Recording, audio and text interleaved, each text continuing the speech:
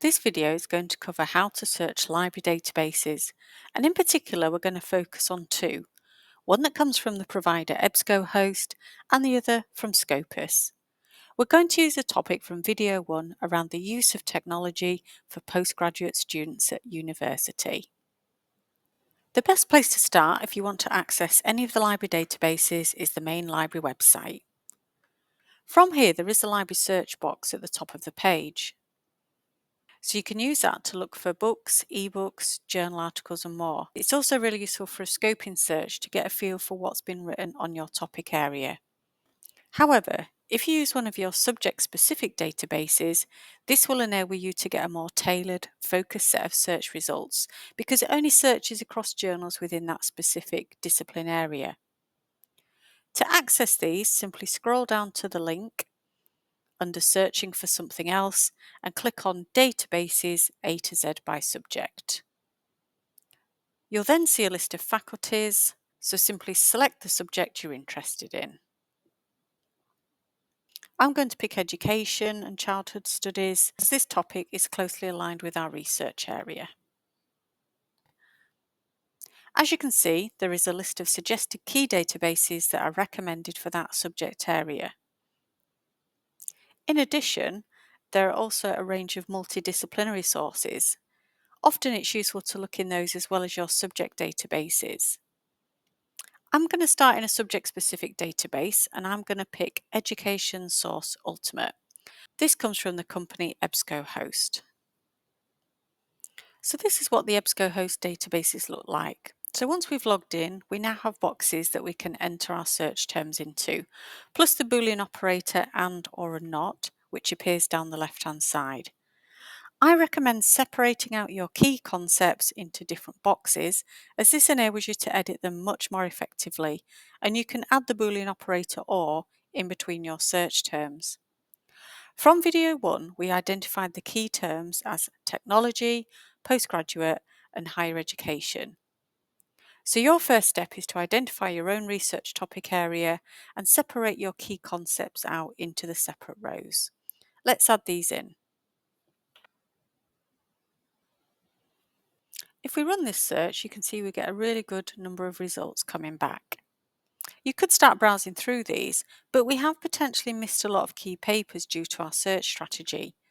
We haven't applied any of the advanced search techniques such as truncation, phrase searching, and synonym searching. So let's go and tweak the search. It might say technology, technologies, technological. So here it would be useful to add the asterisk symbol. Let's remove the Y and put the asterisks in. It's also then useful to think of synonyms that we could apply. So alternative terms such as online or electronic or digital.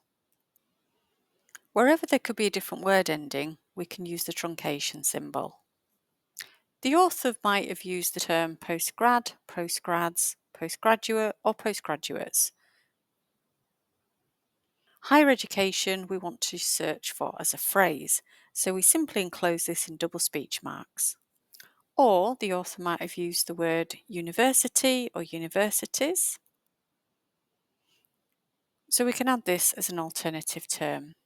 The more alternatives we put in and the more truncation we use, the wider the search will be. Let's run the search again. So as you can see, this has greatly increased our search results. So just by making a few adjustments to your search strategy can greatly increase the results that you get back. I'm going to go through some techniques now to show you how to narrow your search if you feel your numbers are too large. Let's go back to the search.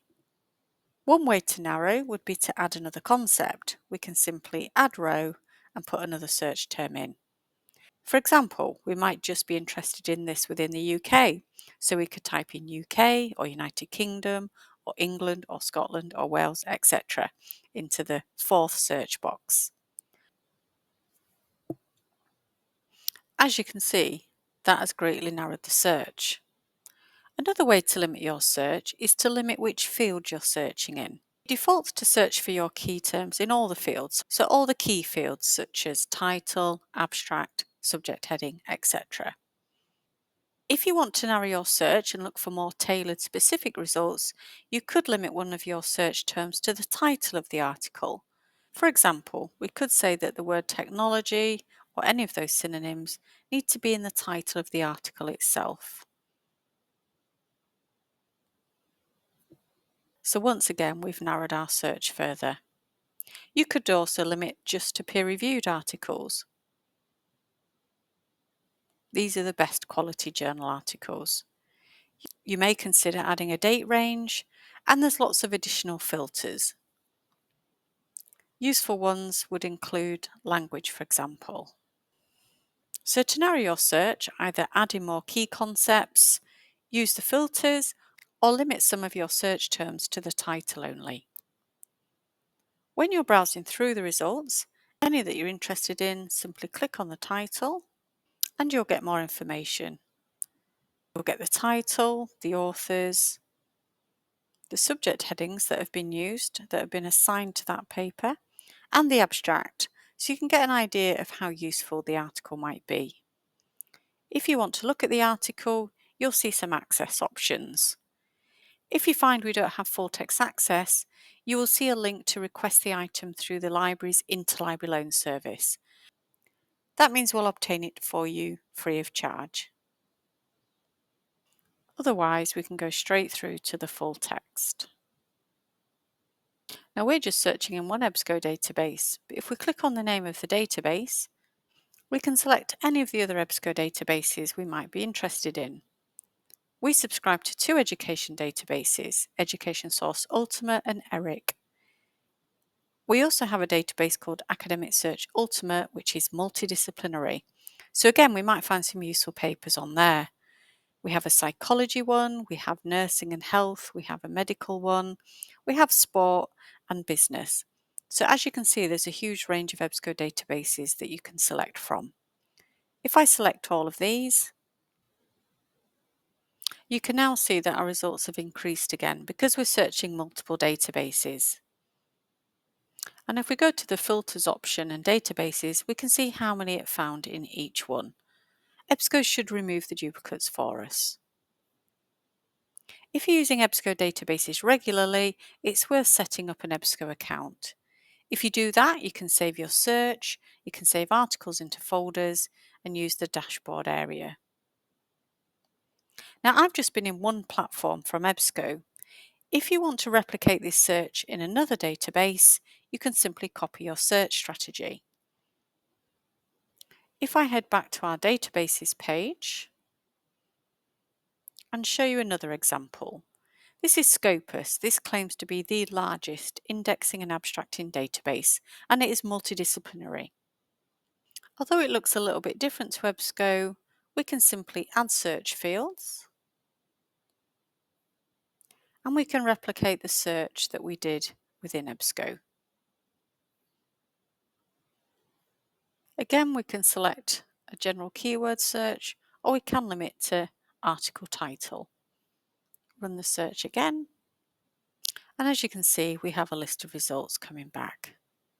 It might be that there's some journals indexed on here that you didn't find on EBSCO. If you don't see a direct link to the full text, such as View at Publisher, you can use the Find at Hull button to check if we have access. Additional features on Scopus include being able to see the citation count, so you can see how many times a paper has been cited. You can then click on these and follow the links through to those papers. Remember, newer papers won't have had time to have been cited as much, so we'll generally have a lower citation count. You can also check a journal's impact factor and see the author's impact. Once again, you can set up a personal account on here as well and save searches and articles into folders. So hopefully that's been a useful way to show you how you can implement an advanced search within the library databases.